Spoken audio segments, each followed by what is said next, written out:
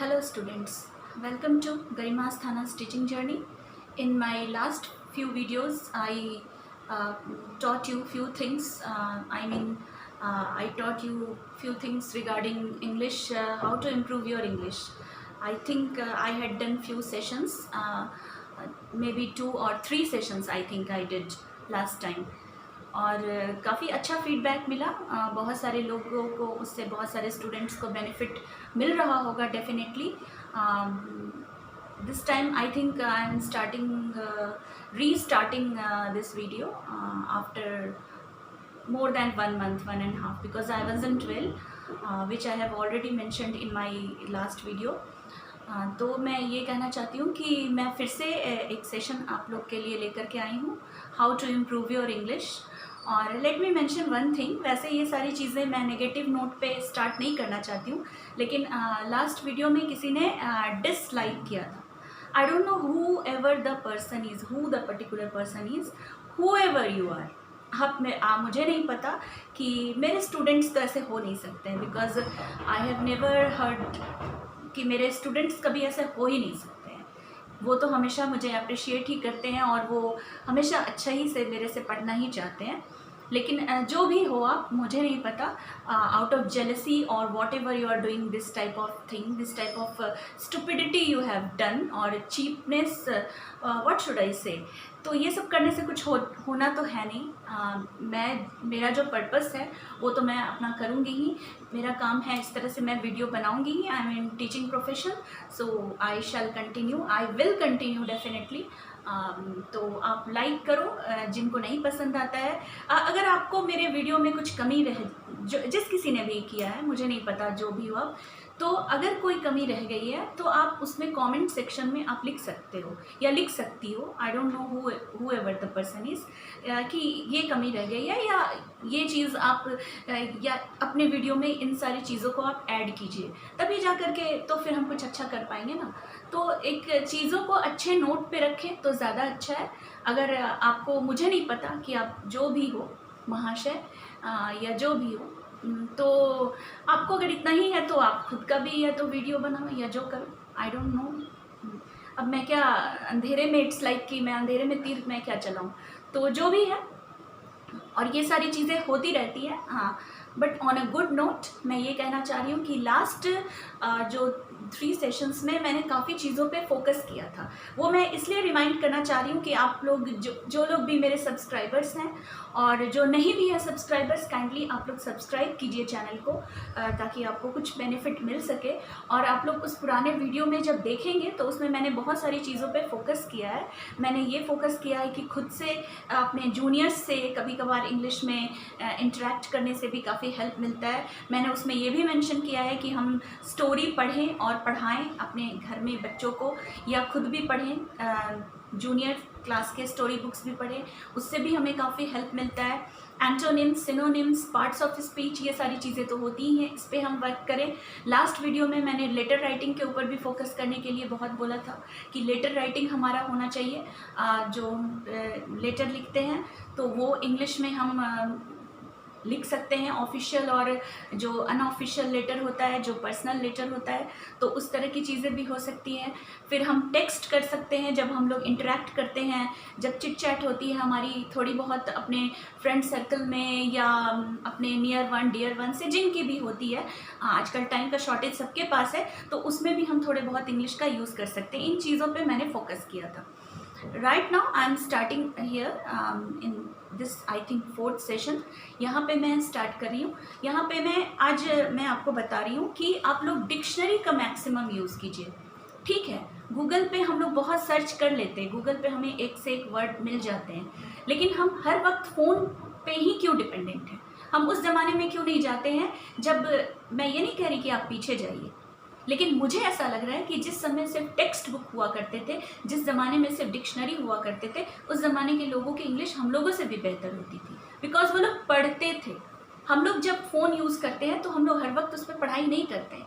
बहुत सारे बच्चे इस चीज़ को समझेंगे, वो इस चीज़ को एक्नॉलेज करेंगे, एक्सेप्ट करेंगे कि हाँ, हम लोग ऐसी गलतियां करते हैं, क्योंकि ऐसा नहीं है कि मोबाइल आप लोग सिर्फ पढ़ने के लिए यूज़ कर रहे हो, आप लोग या कर रही हो, आप लोग फ़ोन का यूज़ आप लोग गेम खेलने के लिए और बहुत सारी चीज़ों के लिए भी कर रहे हो।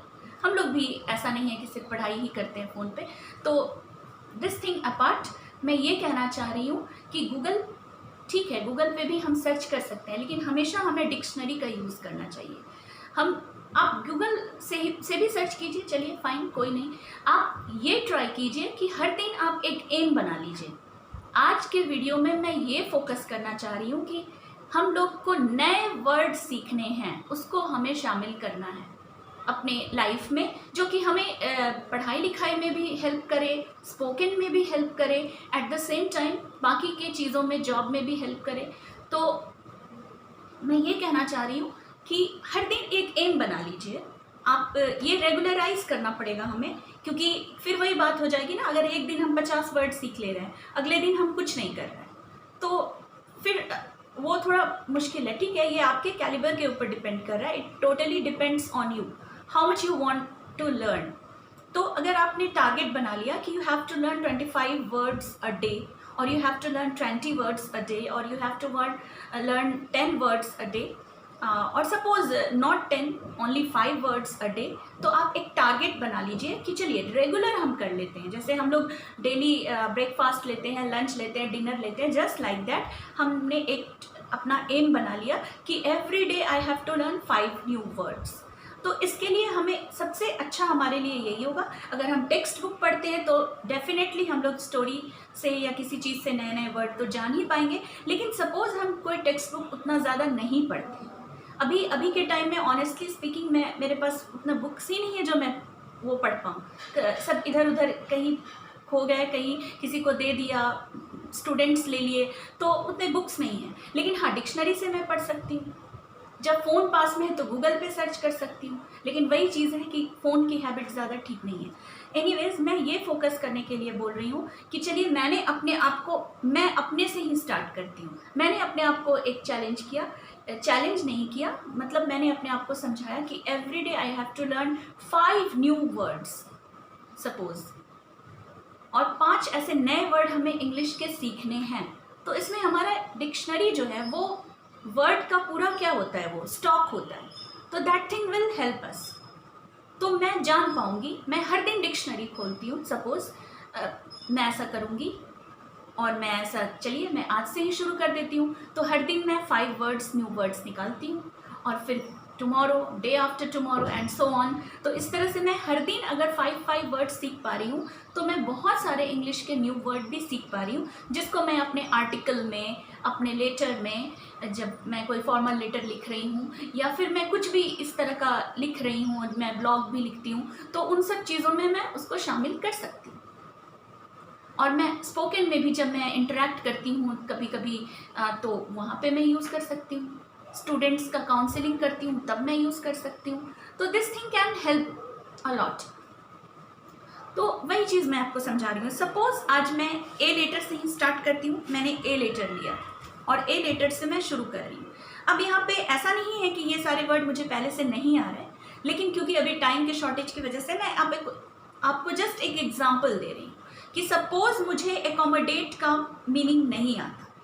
वैसे एकोमोडेट का मतलब क्या होता है, सारी चीज़ों को जैसे एकोमोडेट करना, अच्छे से, जिसको कहते हैं ना फिट करना, टू फिट समथिंग, अटाना, जैसे जिसको हम लोग हिंदी में जैसे नॉर्मल हम लोग बिहारी में जैसे बोलते हैं कि वो अट गया, उसमें वो फिट बैठ गया, लाइक दिस। तो यहाँ पे क्या है कि एकोमोडेट्स, इसका एकोमोडेट्स भी बन सकता है, एकोमोडेटिंग भी बन सकता है, इससे अलग अलग वर्ड बन सकते हैं। चलिए इसके मीनिंग पे हम आते हैं। प्रोवाइड लॉजिंग और स्पेस फॉर, किसी चीज़ को स्पेस प्रोवाइड करना। अब इसका इंग्लिश टू इंग्लिश पे हम कैसे जाएंगे? To provide space for something. जैसे सपोज कीजिए कि आपका रूम है, हाँ, अब इससे हम एक IQ डेवलप करने का कोशिश करेंगे। कैसे? तो देखिए, वर्ड आपका एक ही है, एकोमोडेट। ये तो ठीक है, मैं जान रही हूँ ऑलरेडी एकोमोडेट वर्ड। मैं आपको एग्जांपल देके समझाने का कोशिश कर रही हूँ कि सपोज मेरा रूम बहुत छोटा है और उसमें मुझे बहुत सारी चीज़ें करनी है। मुझे उसमें सोफ़ा को भी एडजस्ट करना है, मुझे उसमें क्या बोले, मुझे उसमें अपना टेबल भी लगाना है, उसमें मुझे चेयर भी लगाना है और वाइट बोर्ड को भी एडजस्ट करना है, अलमीरा भी रखना है, टीवी भी रखना है और कुछ चेयर्स भी रखने हैं स्टूडेंट्स के लिए। तो ये इतनी सारी चीज़ों को मैं कैसे उसमें एडजस्ट करूँगी? एडजस्ट, एकोमोडेट का अगर एक सिंपलेस्ट मीनिंग अगर हम देखें तो वो क्या हो सकता है? एडजस्ट हो सकता है कि अब मुझे इस छोटे से रूम में सारी चीज़ों को क्या करना है? एडजस्ट करना है। जितनी भी चीज़ें हैं, जितने भी आर्टिकल्स हैं मेरे पास, उन सभी चीज़ों को मुझे इसमें एडजस्ट करना है। इट मीन्स कि मेरे पास जितने स्क्वायर फीट का वो कमरा है उतना ही स्क्वायर फीट का होगा, उसको तो मैं चेंज नहीं कर सकती ना, it can not be enlarged. लेकिन मैं उसमें चीज़ों को, सामान को मैं अपने हिसाब से उसको क्या कर सकती हूँ? एकोमोडेट कर सकती हूँ। I can adjust those articles और ऑब्जेक्ट। तो अभी आप ये नोटिस करो कि एक वर्ड ही मैंने लिया, एकोमोडेट। उस एकोमोडेट से हम कितना कुछ लर्न कर पाए।